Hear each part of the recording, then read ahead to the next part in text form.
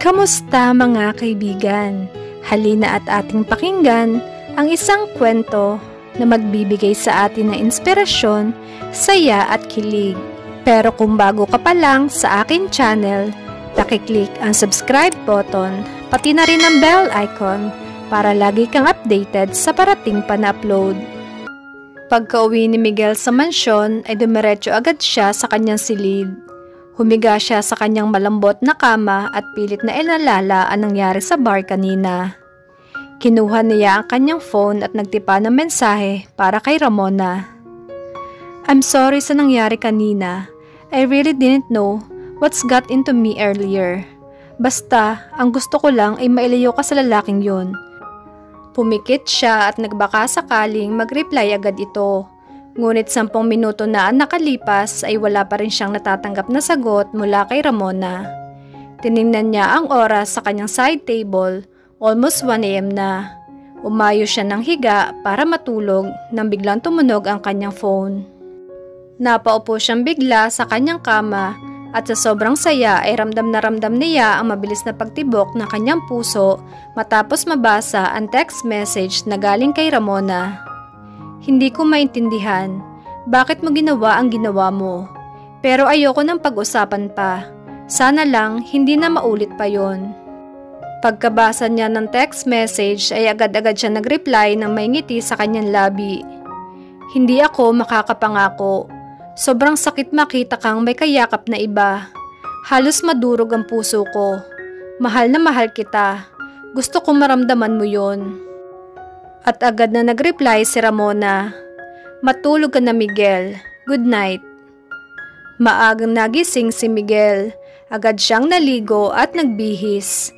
Paglabas niya ng kanyang silid ay dumiretso siya sa baba papuntang garahe. Hindi na siya kumain ng almusal, sa halip ay sa opisina na lang. Good morning sir.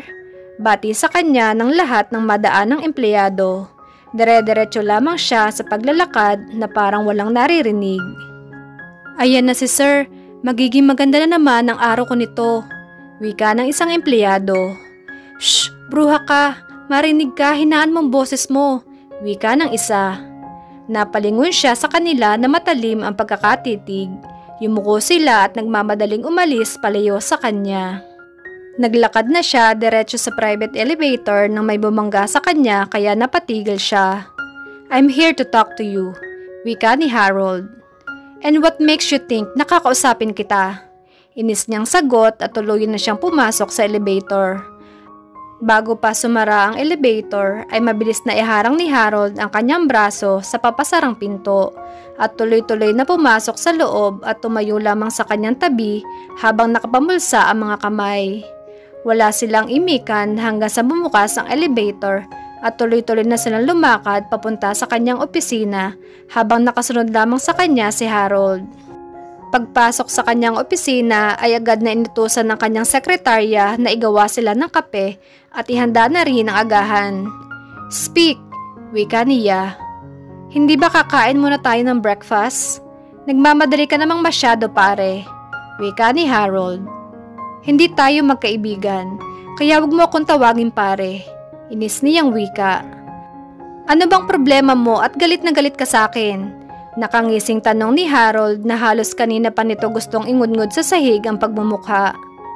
Magsasalita na siya na biglang kumatok ang kanyang sekretarya. Come in, wika niya. Here's your coffee sir, wika ng kanyang sekretarya. Sir, kukunin ko lang po ang blueberry pancake na pinaluto ko sa kantin. Saad nito at tuluyan ng lumabas ng kanyang opisina. Paano mo nakilala si Ramona? Wika niya. It's none of your business, Mr. Miguel Montenegro. Wika ni Harold. Nakakainis ang gagong to. Ano ba ang dahilan niya at narito siya? Ipapamukha ba niya sa akin na siya ang asawa at ako'y naghahabol lamang? Gustong-gusto ko na siyang pagsusuntukin. Bulong ng isip niya. Kung ganon, anong gusto mong pag-usapan natin? Wika niya.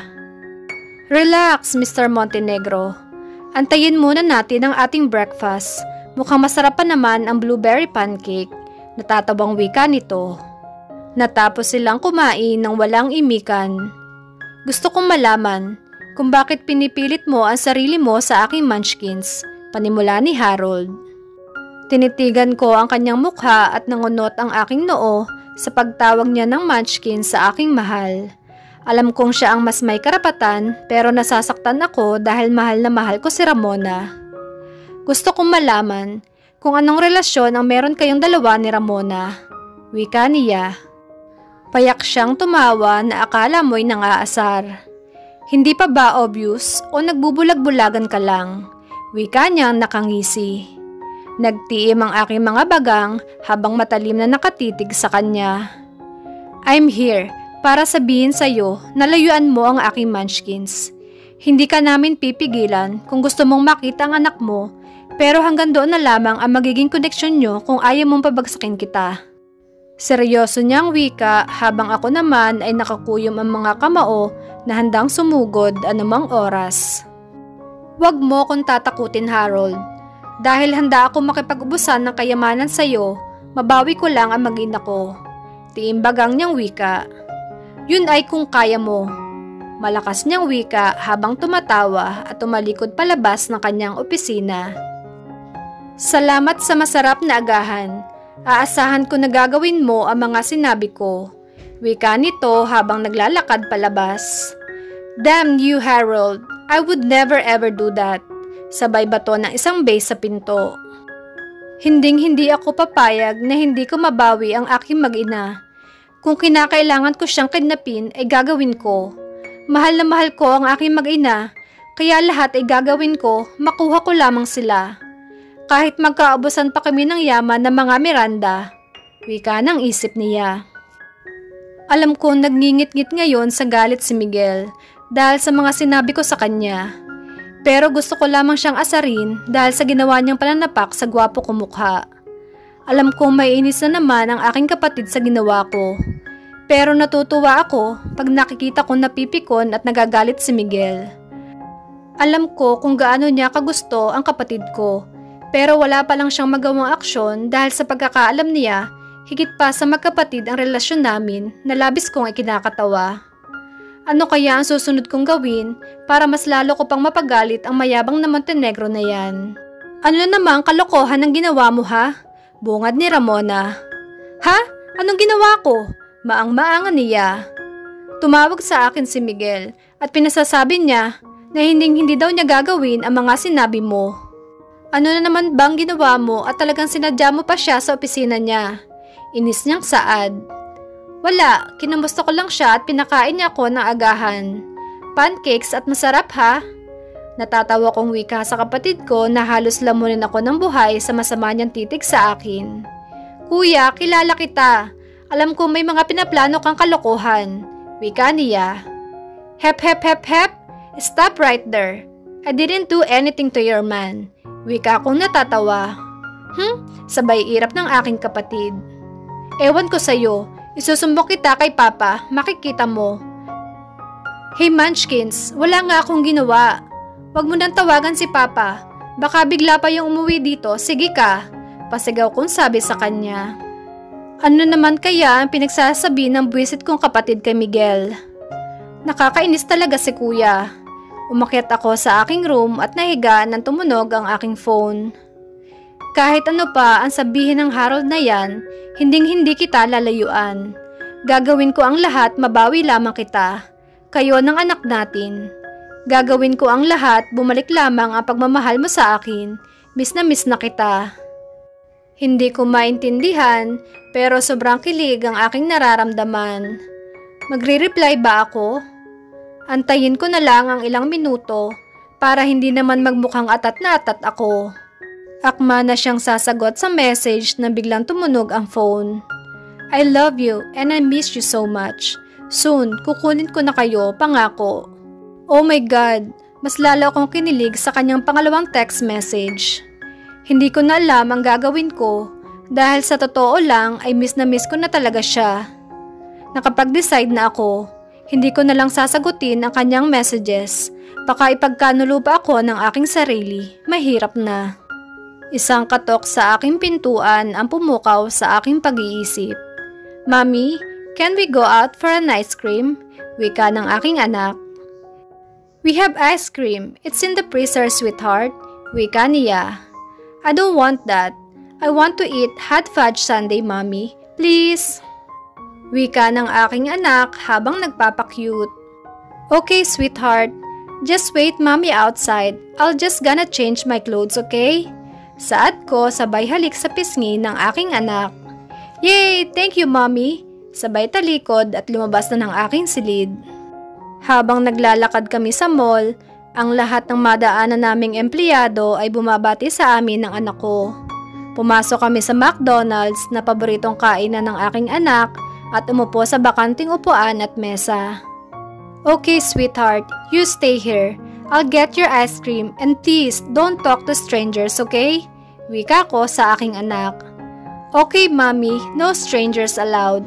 Saad niya habang nakangiti sa akin at nagniningning ang mga mata. Pagkatapos kong umorder, pabalik na ako sa aming table nang mapansin kong may kausap ang aking anak na lalaki. Nakatalikod ito sa akin kaya di ko makilala at halos tumakbo na ako makarating lamang ako sa pwesto ng aking anak. Who are you and why are you talking to my son? Galit kong wika sa kanya. Unti-unting humarap sa akin ang lalaki na kanina lamang ay medyo nakayuko sa pakikipag-usap sa aking anak.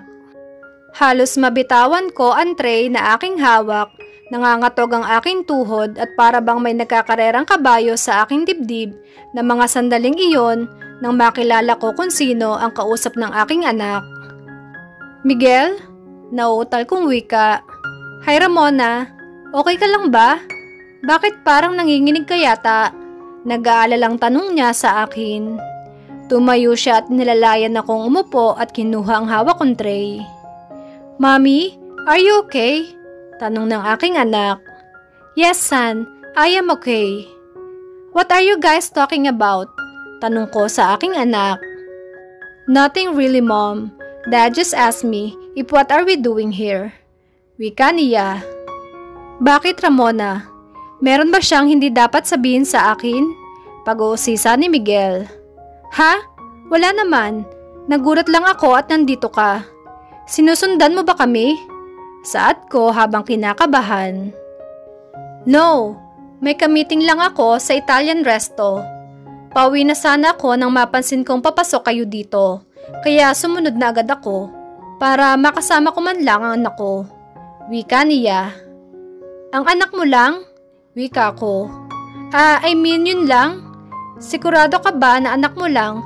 Baka mamaya mangulit ka na naman. Shucks, ano bang pinagsasabi ko? Bulong niya sa sarili. Bakit parang feeling ko, nagtatampo ka na ang anak ko lang ang gusto kong makita at makasama? Pangasar niya. Hindi no, excuse me. Wika ko. Bilisan mo na dyan, sweetheart. Parating na si Papa Harold mo. Nag-text na siya para sunduin tayo. Biglang dumilim ang mukha ni Miguel at naramdaman ko ang pagkuyom ng kanyang mga palad.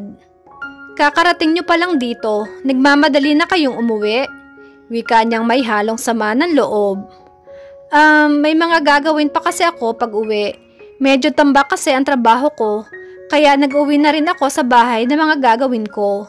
Wika ko habang hindi ako nakatingin sa kanya. Hindi nagtagal ay dumating si Harold na nakangiti at yumakap sa akin at humalik sa aking pisngi. Hi Munchkins, nabusog ba kayo? Saad niya. Yes, eto nga si Beans, ang daming kinain. Natatawang wika ko. Anong ginagawa mo dito, Mr. Montenegro? Wika ng aking kapatid. Wala ka na doon. Asar niyang sagot. Talagang wala ako doon dahil nandito ako sa harapan mo. Pang-aasar na wika ng aking kapatid. Tama na yan, pag-aawat ko. Tara na, umuwi na tayo Munchkins. Iwanan natin yung apple na yan dyan. Hindi mo sila pwedeng layo sa akin, Harold. Mark my word. Wika ni Miguel. Watch me. Matigas na sabi ng kapatid ko, ngunit alam kong sa sulok ng kanyang mga mata ay tuwang-tuwa siyang napapagalit niya si Miguel. Aalis na kami. Thanks sa time, Miguel. Wika niya. Mag-iingat kayo ng anak natin. Kahit wag na yang kasama mo. Wika niyang masama ang tingin sa kapatid ko. Bye, Daddy. I love you. Wika ng anak ko sa kanyang ama. I love you too, son. Nakangiting wika niya sa aming anak. Hanggang kailan papahirapan ni Harold si Miguel? Ang nais lamang naman niya ay ang kasiguruhan na kaya niyang ipaglaban ang kapatid niya. At kapag nagawa niya iyon, ay happy ending na ba? Sabay-sabay nating alamin sa susunod na kabanata ng ating kwento. Maraming salamat!